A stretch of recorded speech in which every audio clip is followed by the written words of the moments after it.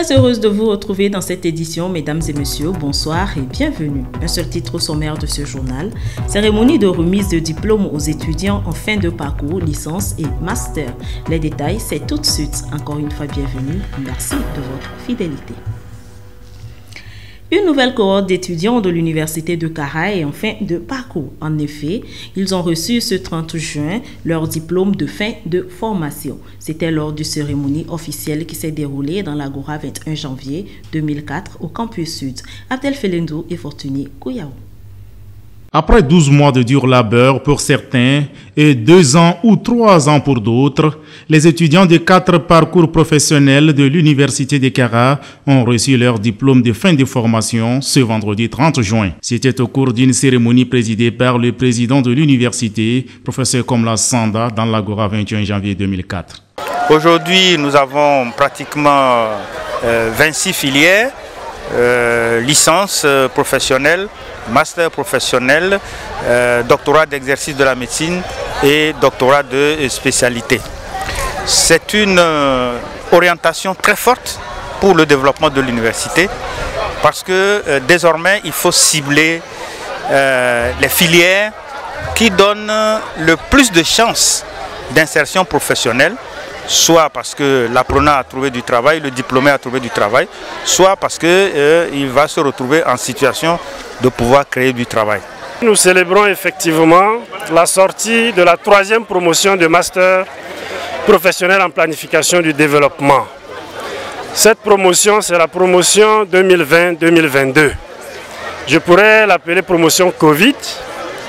Donc, c'est avec elle que l'université a commencé vraiment le passage au mode d'enseignement hybride, ce qui n'a pas été une transition facile.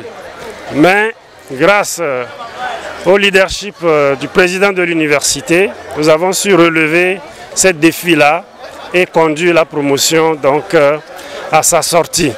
Ils étaient au total 112 lauréats, dont 25 en certificat topographie, 49 en licence professionnelle, planification, suivi et évaluation des programmes et projets de développement local, 7 en licence statistique sociale appliquée et 31 en master planification de développement. Prestations de danse, chant de chorale, slam ont par moment agrémenté cette cérémonie. Comme vous pouvez le voir, j'ai le sourire aux lèvres parce que ça n'a pas été facile ces 2 ans de bataille. Nous avons eu à perdre notre responsable au cours de la seconde année, moment où nous devrions écrire nos mémoires. Ça n'a pas été facile. À nos lieux de stage également, ce n'était pas évident, mais on l'a quand même fait. Aujourd'hui, c'est une grande joie qui m'anime en ce jour parce que j'ai pu récolter le fruit de mes travaux. Ça fait 3 ans de cela que je me suis inscrit à l'Université de Kara pour la licence professionnelle en statistique sociale appliquée. Et aujourd'hui, voilà, nous sommes là pour la remise de diplôme. Donc, c'est une grande joie pour moi. Avec cette remise de diplôme, c'est une nouvelle page active qui s'ouvre devant ces lauréats.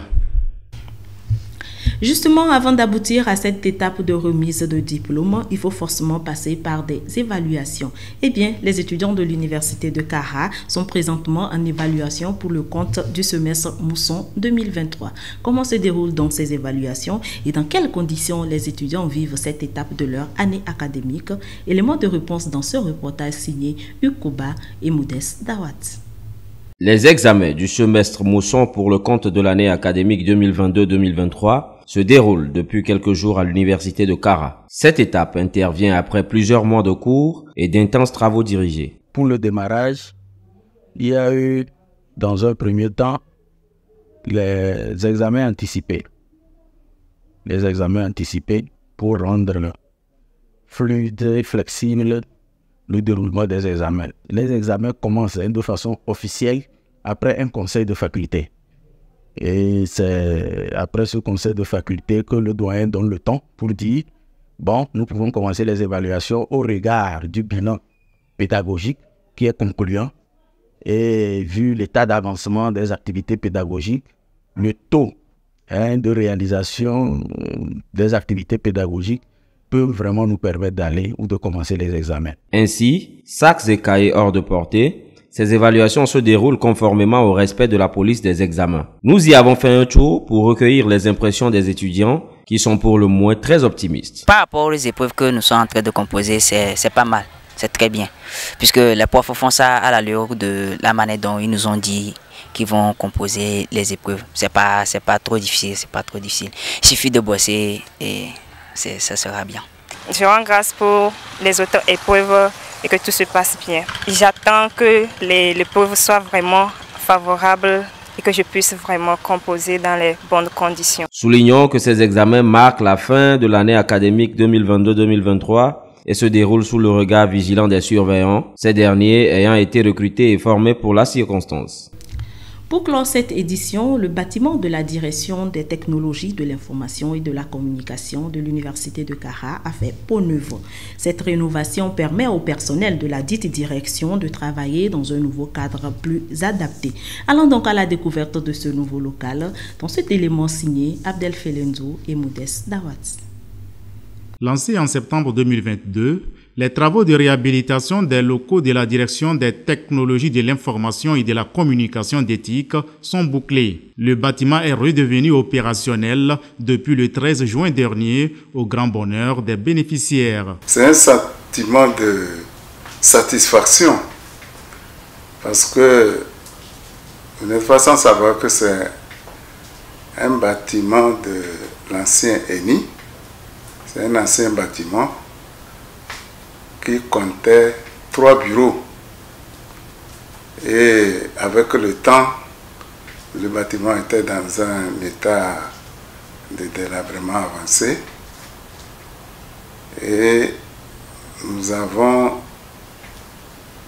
sollicité sa rénovation. C'est une satisfaction totale. Tout le monde se trouve dans un cadre parfait de travail.